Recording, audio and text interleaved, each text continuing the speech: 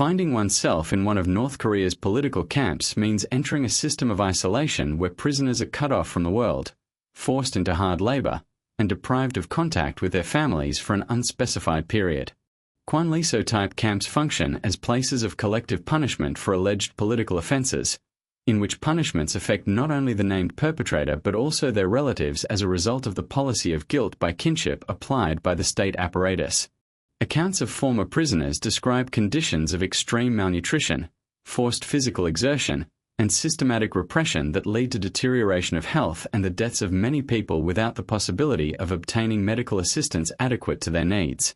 Public executions and brutal torture occur in the camps, carried out both under the pretext of political crimes and as part of intimidation and the coercion of informants and cooperation between inmates and guards.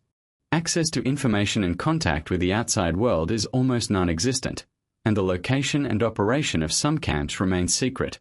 Only satellite analyses and testimonies of escapees reveal their existence. International reports document the camp structure, their area, and functions, pointing to the use of prisoners for work in resource extraction and agriculture, which forms an integral part of the local economy controlled by the security apparatus.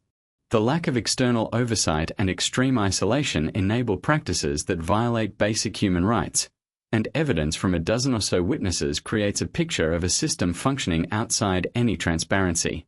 Persons deemed politically dangerous are sometimes sent to camps without a judicial trial, and administrative decisions regarding their fate are made within the realm of secret procedures and arbitrary determinations by security organs. Hygienic and sanitary conditions in the camps are extremely poor, promoting the spread of infectious diseases. At the same time, the lack of medicines and professional medical care increases mortality among the inmates.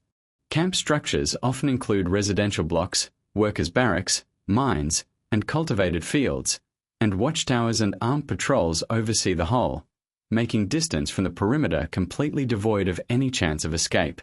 International investigations and satellite analyses have become key tools for documenting the truth, since the regime denies access to observers and journalists, and independent reports are one of the few sources of information.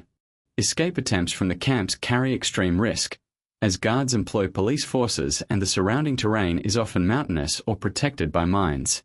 The scale of detentions and the system of collective punishments also affect society outside the camps, where fear of reprisals shapes daily choices, self-censorship, and loyalty born of the necessity to survive.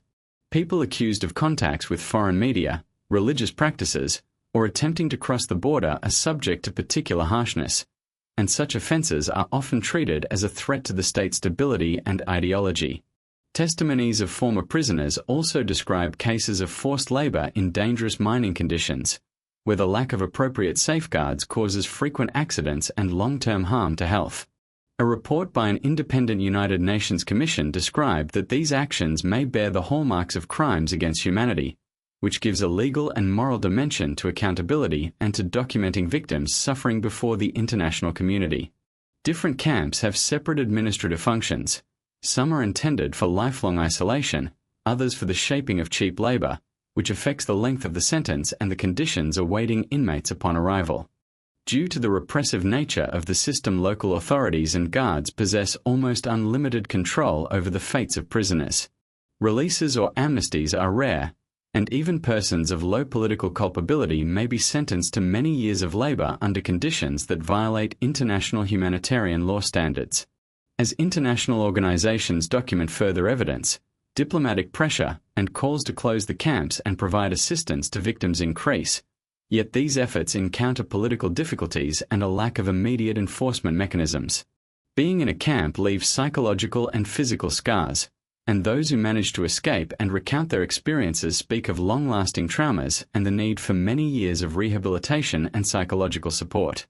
The system of collective punishments and forced labor has been repeatedly condemned by human rights organizations, which collect testimonies, analyze satellite imagery, and call on the international community to act on behalf of the victims. The notion of a place where it is terrifying is not limited to the camp walls. Secret prisons and interrogation centers are equally terrifying, where torture and coercion take forms that are difficult to describe and prove. In the context of political maneuvering and propaganda, the regime often uses fear as a tool of social control, creating an atmosphere of mistrust in which any careless gesture may be interpreted as betrayal. The most dangerous places are those beyond the reach of law and international oversight, because the lack of transparency and closed borders hinder humanitarian aid and international intervention on behalf of the harmed.